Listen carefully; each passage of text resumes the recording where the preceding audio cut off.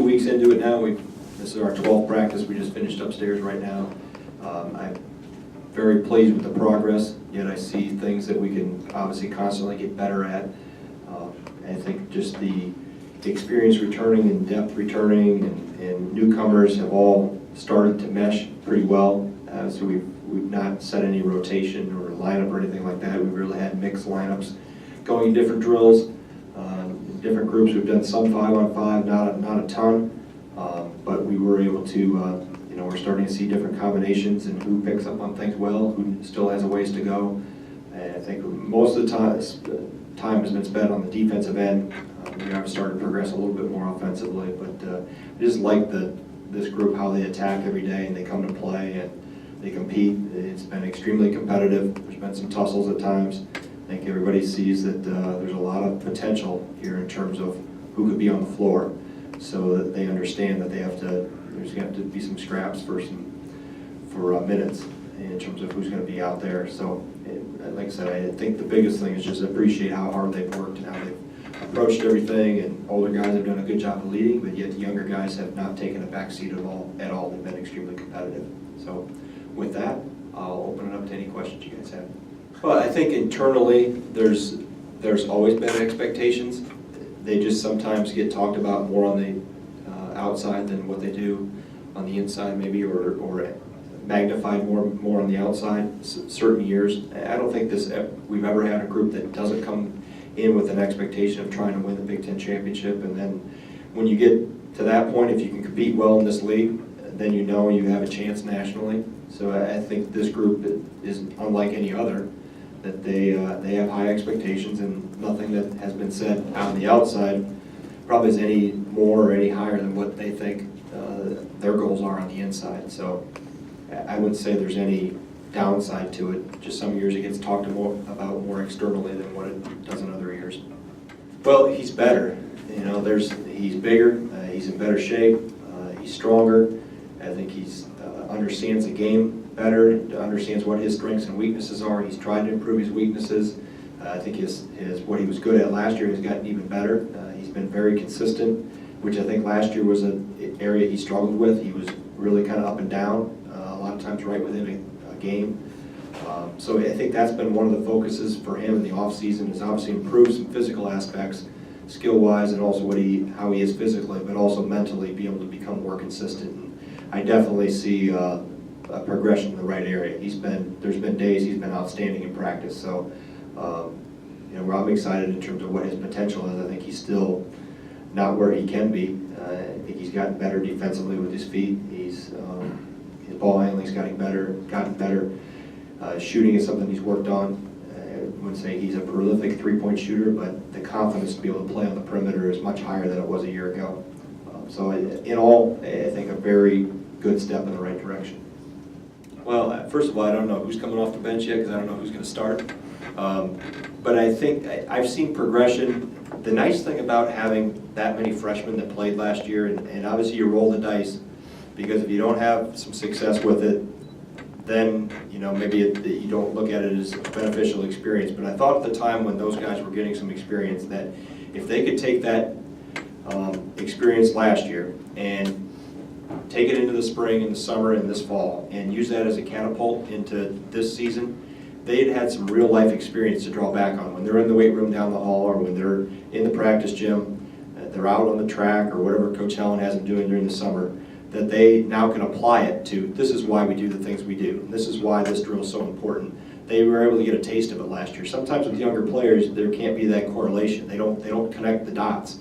And I think this group has done that, and that's the benefit of having those guys get that experience last year. So across the board, I don't know if I can really pinpoint one individual, because they've all physically gotten better, quicker, stronger, improved some skills, and now it's a matter of putting all those individual characteristics together to form the best team possible. So I'm happy with the progression of everybody across the board. Well, we had gone down, we were tracking Dimitri all year really, and obviously in the situation we were in as a staff with the interim, we couldn't move fully like we wanted to until March. So we had tracked him through the year, and obviously had known the family and recruited Travis, and Dimitri was 6th, 7th grade at the time we were in there watching Travis. So we knew we had a very good relationship with the family. Dad is a high school coach. Dad played at Butler and Purdue. So we knew the chances there of him being a pretty good player were pretty high. And then when I got a chance to see him at IMG in the spring after our season was over, there was no doubt within 10 minutes I could tell instincts and quickness level and just how he talked to people. He had a quarterback mentality.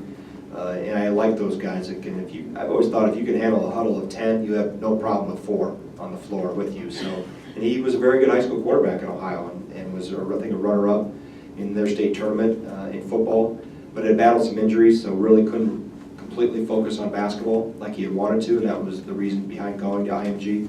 But then as we were watching Dimitri, I kept looking over at this other court and saw this 6'7" skinny guy that, man, he's pretty good. And Lamont was with me at the time, and so we got to check out who this guy is. And kind of all the coaches that were there during the time kind of migrated towards that court as well. And we obviously found out who it was and sent Coach Moore back in another week to see them. And he kind of reaffirmed what we had seen the week prior, 2 weeks prior. And then just coincidentally worked that he was able to come on the visit at the same time Dimitri was. So I like his potential. He's very skilled. A good athlete, long, high IQ, picks up things really quick, asks the right questions. So he's going to be a good player here. When? That's obviously it's pretty competitive right now. But in terms of what he's done so far, he makes some things happen, and he's turned some heads a little bit. And like I said, those 2 freshmen, Meach and Aleem, have really not taken a back seat at all. And Meach just made a few plays upstairs today. We were doing some ball screen drills, and they had a hard time containing him in a small space. So it was good to see that those guys compete. Well, I think my folder's a lot thicker than maybe what it was a year ago in terms of notes and plans going forward. But I think the biggest thing is the off-season management of time and energy and calendar. I think that's been the biggest thing that's been the change. The basketball all stays the same. I think you understand you're in a decision-making mode now, and that really flipped the switch back in December. That was I thought a pretty easy transition for myself, but it's all the other things of managing the charity events, golf outings, speaking engagements, all those things have been the biggest thing. And not that it was a surprise, but I've always thought it's one thing to look at it on paper or take requests that come into the office, and it's another thing to put it on your calendar, but it's a whole other level to live it and to live your calendar day to day through those things. So it's been more about managing the time the right way, learning to say no, managing energy.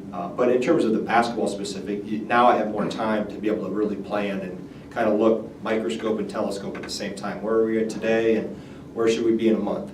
And kind of spoon feeding some things we've dove into pretty deeply, other things we've really been nibbling on in terms of as we go through the preseason and trying to throw something new every day at them, and then also going back and trying to polish up the core principles, the habits we really want to ingrain. So it's slowed down a little bit. The world's been a little slower than it was back in December and January. He has, because he's physically gotten a lot better. When you guys see him, you'll notice the difference in terms of quickness level, speed with the ball, quickness with the shot. He's become much more consistent. I think that's the biggest thing for him is we knew physically he had to take a step, and he's done that. He's really dedicated himself to diet and conditioning and sleep patterns and all those things that the elite players understand eventually that they have to do.